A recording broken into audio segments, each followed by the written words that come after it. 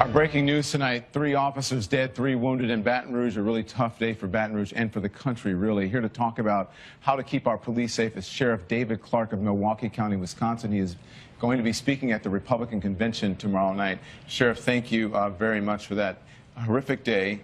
I spoke to the heads of the Sheriff Department, the Police Department, and the state police down there, and they told us how their hearts were reeling.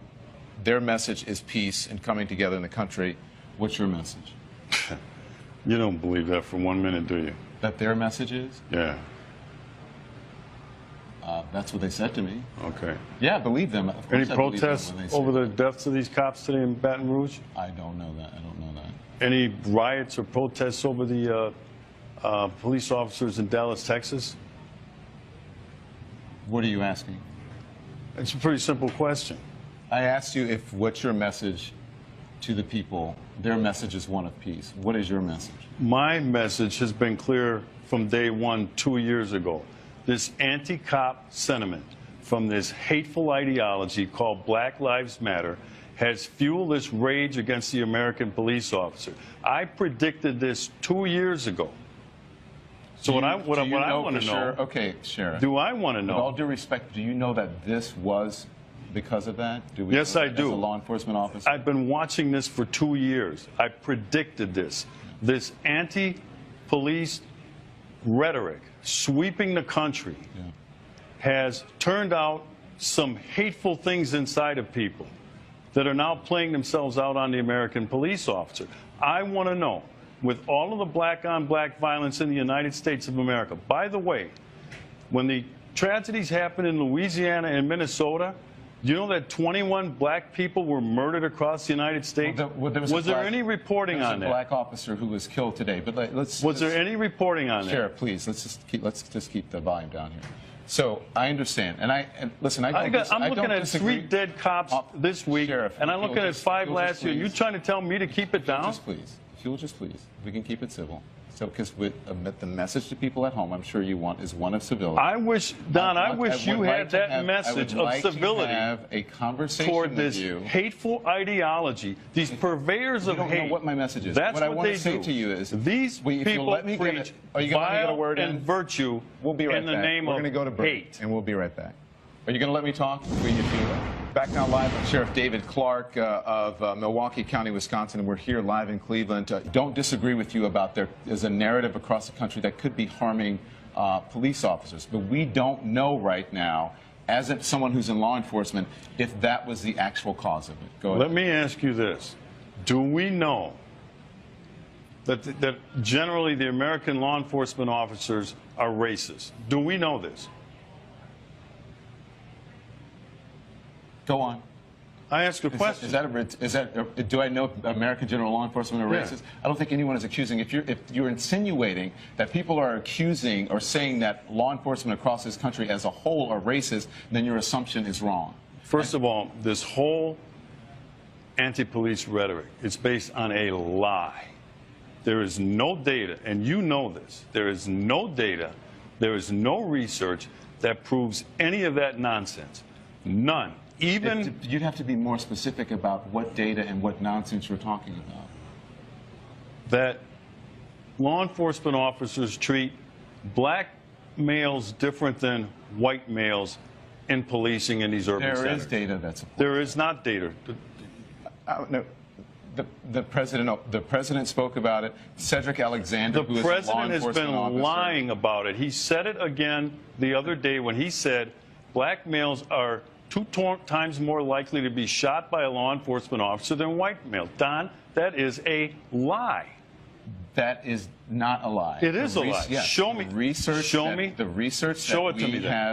we have from the Washington Post. The Washington Post debunked that nonsense. There's also research. He also said this time. There's also research. He continues. A Harvard professor that also showed that black people are treated more aggressively by police officers. No, you are wrong people. in your interpretation of that Harvard study, because I read the study. That's not what he said. He said he was surprised to find to find that in shootings of the most severe in shootings that he found no evidence that there was a difference. Also, it should be noted that that study was a very small sampling of police departments across the country. Many people did not find it credible, but it is also interesting that in that research, he found that blacks were treated differently when it came to aggressive policing, but for the most egregious shootings, he found no difference. That's what that study showed. Well, based on what? Just generally? Are we talking about high crime areas? Are we talking about police officers being under attack? Because let's go back to where this whole thing started in Ferguson, Missouri. The lie was hands up, don't shoot. Lumping a whole bunch of things into one. If we can do one specific That's thing where this whole phony movement started. It started out as hands up, don't shoot. You're talking about Black Lives Matter. Right. Okay. So if you want to, you would need to speak to someone who is a member of Black Lives Matter about whether they have perpetrated a fraud on the American people. That's up to Black Lives Matter. That's not me. I'm neither a member of Black Lives Matter, I'm neither a supporter or someone who doesn't support them. I simply report on Black Lives Matter. Do you condemn the anti-police rhetoric coming from this hateful ideology? As a journalist sitting here on television, I don't have to condemn anyone, anything. That is something that you should ask other people around the country. I condemn their jobs to condemn just that. Like I condemn the hateful ideology out of groups like the KKK. All right? I condemn it. There is no place in American discourse for that sort of vile, vitriolic hate coming out of this ideology. This has fueled and fanned the flames of this anger toward the American police officer. There's only one group in America, one time, that truly cares about the lives of black people in these urban ghettos. And it's the American police officer who goes down there on a daily basis, puts their life on the line to protect who? Black people. So when you say we just want to have a conversation, let's have a conversation about the black-on-black crime, which kills more black males, which is more of a threat to any black male in the United States than a law enforcement officer. Sheriff, yes, that's a different conversation. Was the situation between Mike Brown and Darren Wilson, was that police brutality? But we're not talking about Mike yes Brown or no? and Darren Wilson. I am. No, if you're asking me what the Justice Department showed, the Justice Department showed that it exonerated Officer Darren Wilson, and that the hands up, don't shoot narrative was a false narrative. That has been reported by CNN and by others. Was another phony report. What does that have to do with Baton Rouge, Louisiana? All right, because when you take in what does that have to do with Baton Rouge, Louisiana? Rates of involvement in violent crime, and crime in general, but violent crime, you're going to see that black males are overrepresented. Overrepresented in terms of being involved in violent crime. That's going to mean more arrests. That's going to mean more people going to prison. This stuff has already been debunked. Sure. That's a different conversation.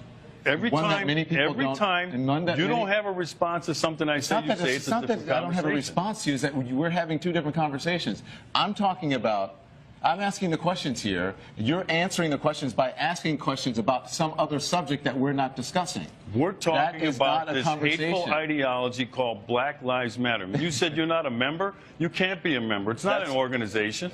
There's no structure. That's what you're talking about. It is an ideology, and it is a hateful ideology. I understand it's a very stressful time for you.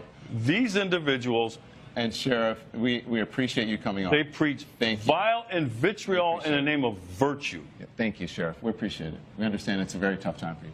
We'll be right back.